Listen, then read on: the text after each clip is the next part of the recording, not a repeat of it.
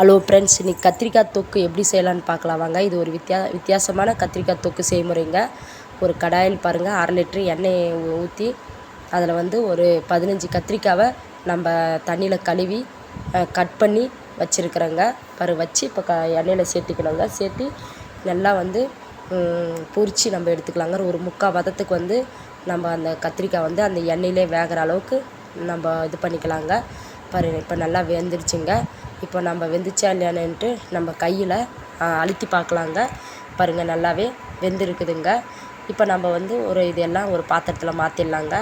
எண்ணெயை நல்லா சொட்டை வலிச்சுட்டு மாற்றிடலாங்க. இப்போ ஒரு கடாயில் 1 ஸ்பூன் மட்டும் எண்ணெய் விட்டு ஒரு 3 வெங்காயம், ஒரு 4 தக்காளி, ஒரு 5 பல் பூண்டு, இதெல்லாம் நம்ம இன்றைக்கி தேங்காய் சேர்க்க போகிறது இல்லைங்க, புளியும் சேர்க்க போகிறது இல்லைங்க. அதுக்கு பதில் தான் இன்றைக்கி தக்காளி ஒரு எக்ஸ்ட்ரா சேர்த்துருக்குறேங்க. இதெல்லாம் நம்ம நல்லா வதக்கி எடுத்துடலாங்க. இப்போ பாருங்கள், நான் எல்லாமே நல்லா வதக்கி எடுத்த உடனே 1 ஸ்பூன் நம்ம இஞ்சி பூண்டு சேர்த்திக்கலாங்க. 1 ஸ்பூன் நான் இஞ்சி பூண்டு, பட்டை லவங்கம் 2, மிளகு, சீரகம் இதெல்லாம் ஒரு ஸ்பூனுங்க.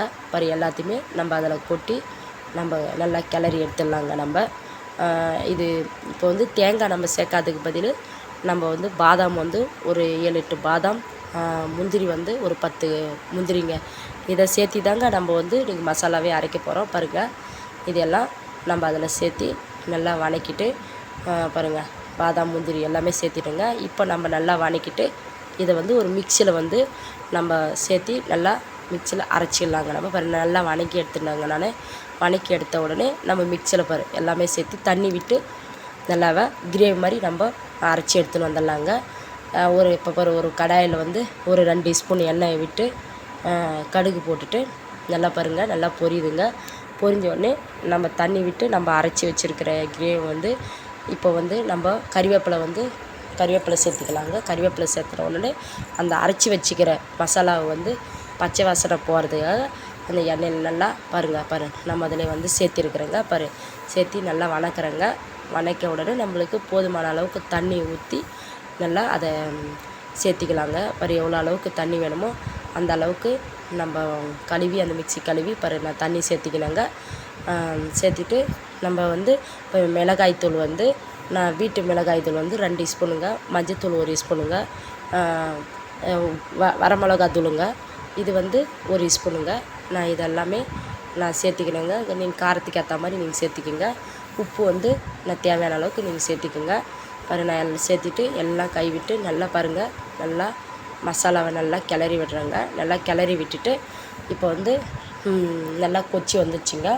இப்போது நம்ம பொரித்து வச்சுருக்கிற அந்த கத்திரிக்காயை எடுத்து அதில் கொட்டிடலாங்க. நல்லா கொட்டி நல்லா கிளறிடலாங்க. நல்லா கிளறி இது சப்பாத்தி, பூரி, இது மாதிரி இட்லி, தோசை, சாதத்துக்கு இதுக்கெல்லாம் வித்தியாசமாக இருக்குங்க. இந்த மாதிரி நீங்கள் செஞ்சு பாருங்கள், எப்படி இருந்துச்சுன்னு சொல்லுங்கள். இது ஒரு வித்தியாசமாக இருக்குங்க. இது புளிலாம் சேர்க்காத, தேங்காய்லாம் சேர்க்காத இது ஒரு வித்தியாசமாக இருக்குங்க. நீங்கள் ஒரே மாதிரியே செய்கிறதுக்கு பதில் இந்த மாதிரி நீங்கள் செஞ்சு பாருங்கள். இப்போ நான் சாதத்துக்கு தாங்க நான் சாப்பிட போகிறேன். பாருங்கள், இப்போ சாதத்தில் போட்டு பாருங்கள் எவ்வளோ சூப்பராக இருக்குது பாருங்கள்.